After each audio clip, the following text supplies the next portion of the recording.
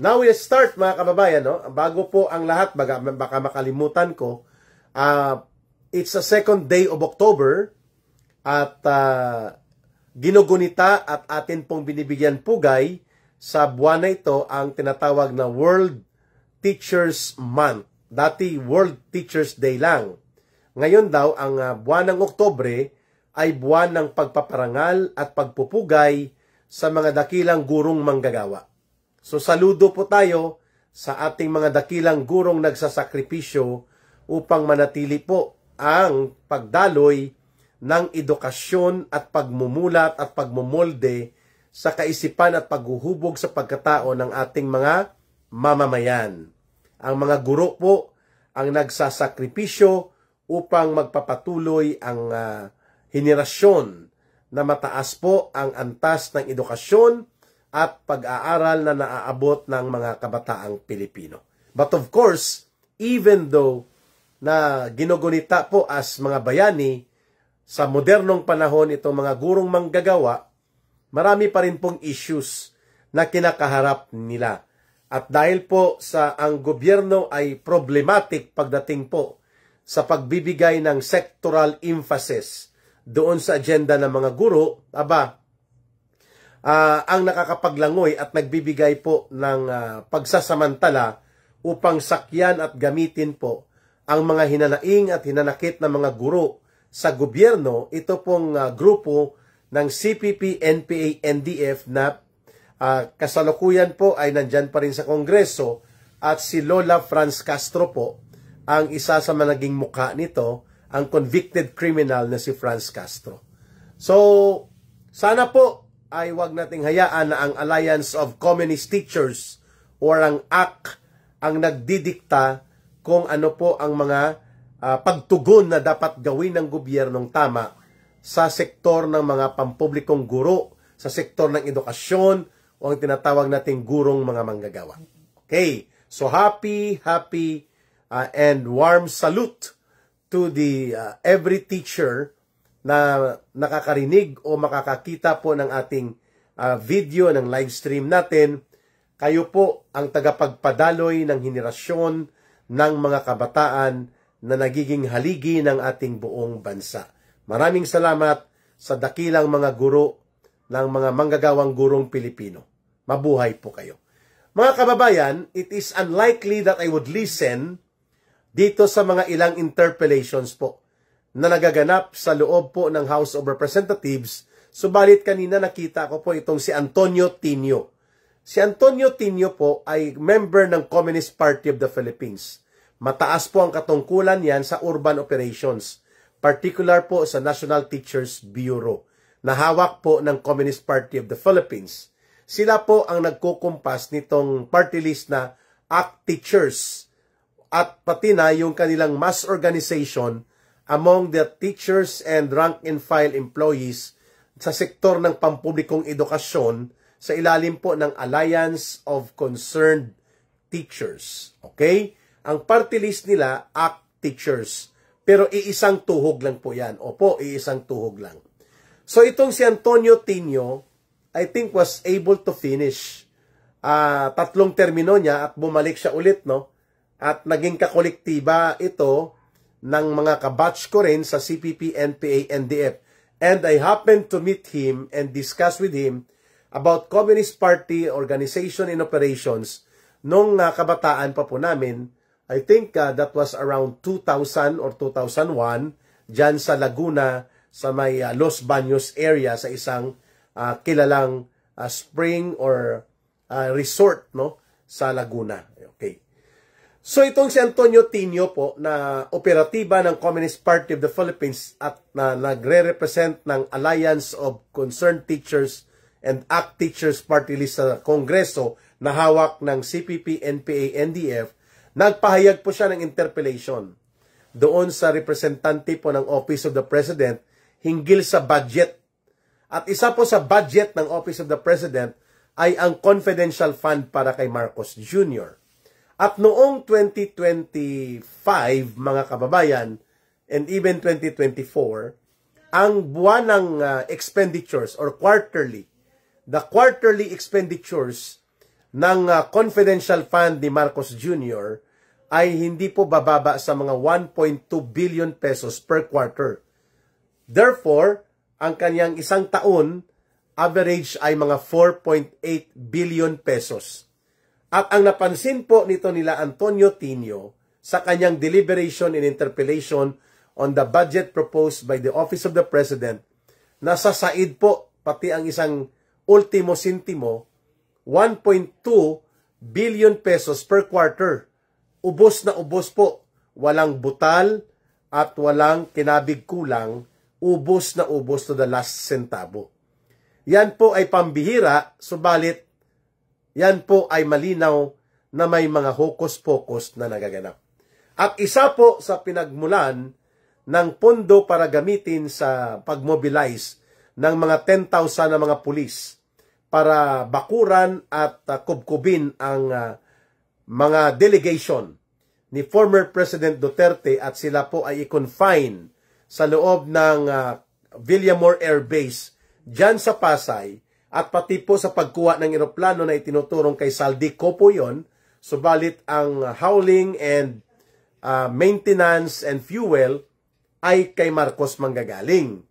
Ang pinagkargahan matapos silang dukutin si Pangulong Duterte. At ang project na yon ay nagkakahalaga po mga kababayan ng mga mahigit 1 billion pesos.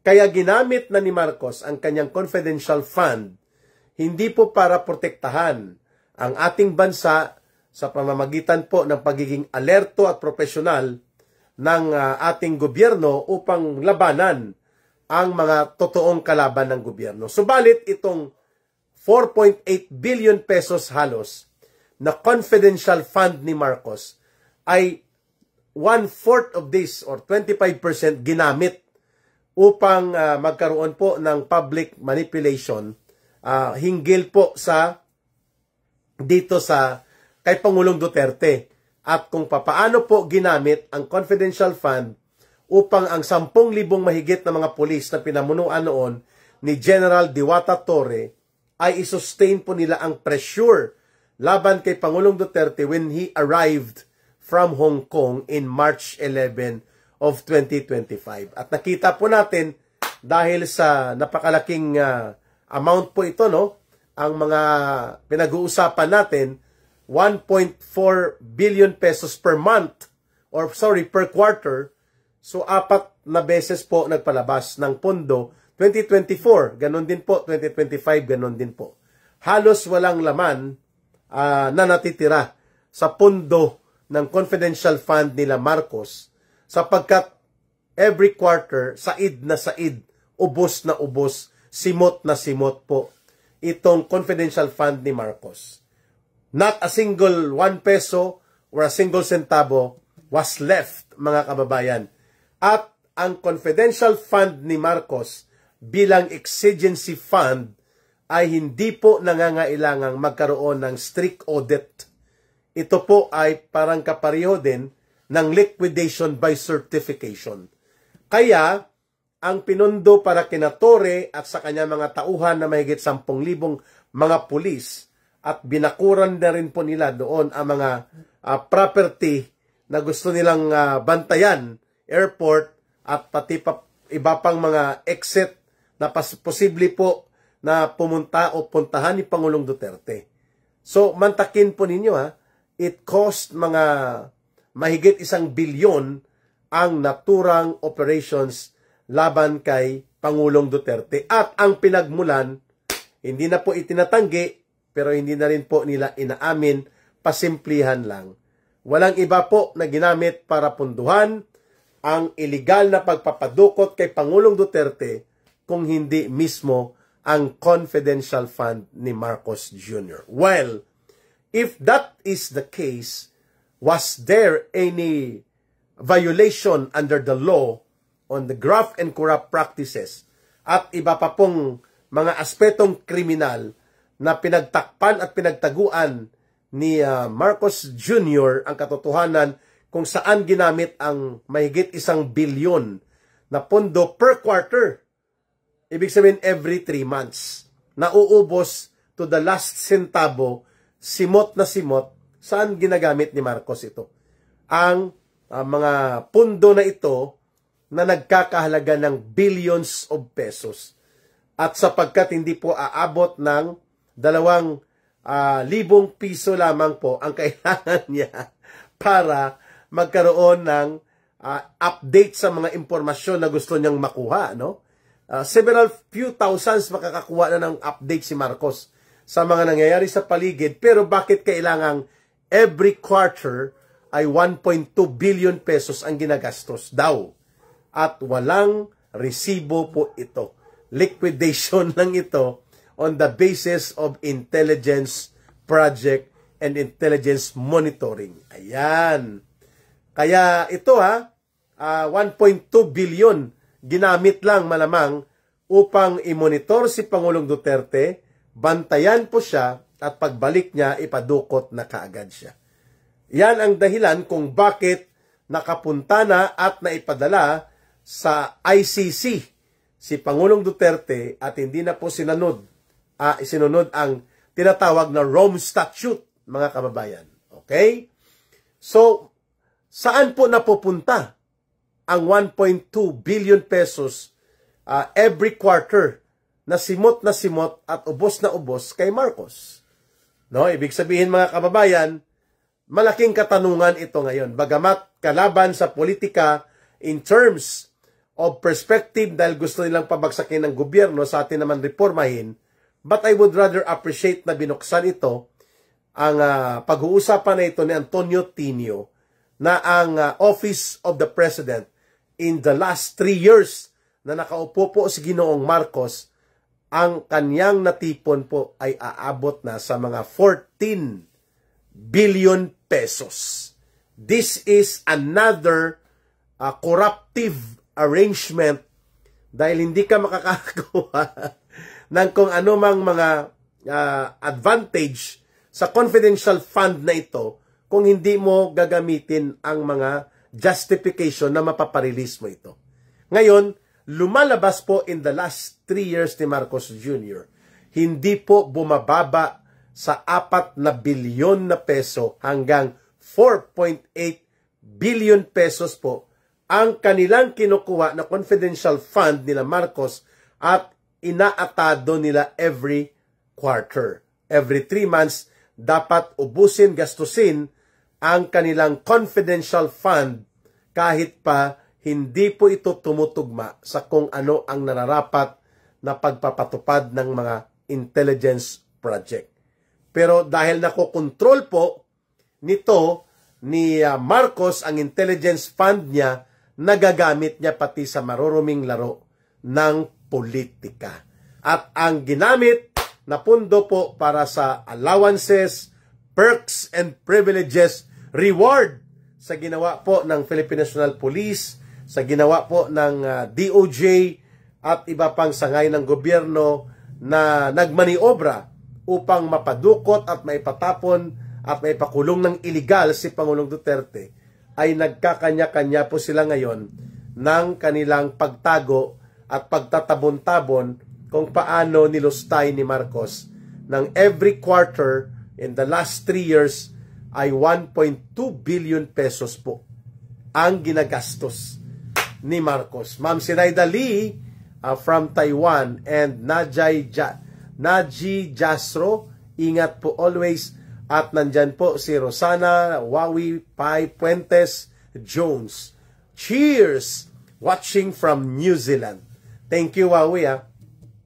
Mabuti po at pinuntuhan nito ni Antonio Tinio na hindi po kapanipaniwala na every quarter ay nagagamit to the last centavo ng 1.2 billion pesos ang confidential fund ni Marcos. Samantalang hawak na po ni Marcos ang National Intelligence Coordinating Agency na may malaking pondo din po. Hindi niya kailangang bayaran ang mga investigators po dyan, no? Nito sa National Intelligence Coordinating Agency. At mayroon pa pong ibang mga pamamaraan na makakakuha ang gobyerno ni Marcos ng update sapagkat nandyan ang Intelligence Service of the Armed Forces of the Philippines.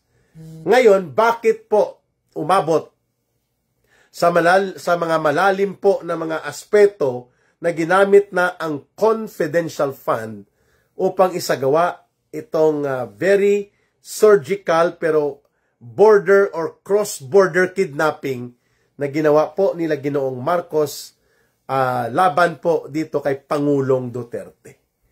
Marapat lamang po na maimbestigahan ito. Saan ginamit, paano ginamit, at ito ba ay involved dito sa malawakan po na mga pagkakaroon ng issue na ang nagpadukot at gumamit ng pandurukot na taktika, pati po ang mga component nito na ginamit laban kay Pangulong Duterte ay ginamitan din po ng pondo na nagkakahalaga ng 1.2 billion pesos sa isang cycle po lamang per quarter. Ayan. So, pwede bang dinambong din ni Marcos ang 1.7 or 1.2 billion pesos na halaga po ng confidential fund na hindi naman po talaga nagamit ito para sa pangangalap ng impormasyon at paglaban sa mga kaaway ng ating bansa, kaaway ng ating mamamayan, ginagamitan ng bilyon-bilyon na pondo pero tuloy-tuloy po ang pagkakaroon ng tinatawag na recruitment among the ranks of the youth and students, lalo na po at nabuo na ang itong mga network nila ngayon na pinababayaan na lamang sila. Hindi na po ito hinahabol ng Office of the President sa kanyang mga confidential fund na hawak. Kaya magdududa ngayon, no, ang taong bayan, saan mo ginamit, Mr. Marcos, ang confidential fund mo na samantalang napakalaki nito, every quarter na uubos mo ang 1.2 billion pesos na per quarter confidential fund ni Marcos. In the last 2 years, simot na simot, ubos na ubos. Ayan. Kaya mga kababayan, bantayan po natin ito kasi humihingi ngayon sila Marcos ng mahigit 5 billion na confidential fund na kaya po nilang palusutin, ikakapital naman po nila itong kwento na kunwari ay may exigent situation na kailangan magkaroon ng confidential fund na mas malawak ang presidente. Pero sa katotohanan po, ginagamit lamang nila ito upang magkaroon ng pamamaraan na mahihigop at makukuha nila per quarter hindi bababa sa 1.2 billion pesos, mga kababayan. Ayan. Ako po ay mahigpit na naniniwala na talaga pong ginamit nila Marcos ang confidential fund na ito, which is illegal dahil hindi po yan ang purpose kung bakit may confidential fund ang Office of the President. No? Si Chris Tandog, Brother Chris, magandang gabi sa iyo. Long time no hear. I'm happy to see you here sa Facebook Live. Get well soon. I hope na okay na ang kalagayan ng kalusugan mo, Brother Chris. I'm happy to see you here sa ating live stream sa Facebook. So, napakalaking racket po ni Marcos ang pagkakaroon ng every quarter mahigit 1 billion na pesos po ang naipapalabas na pondo, and the audit process is only limited because of the confidential and discreet nature of the disbursements and utilization of the said items sa Office of the President.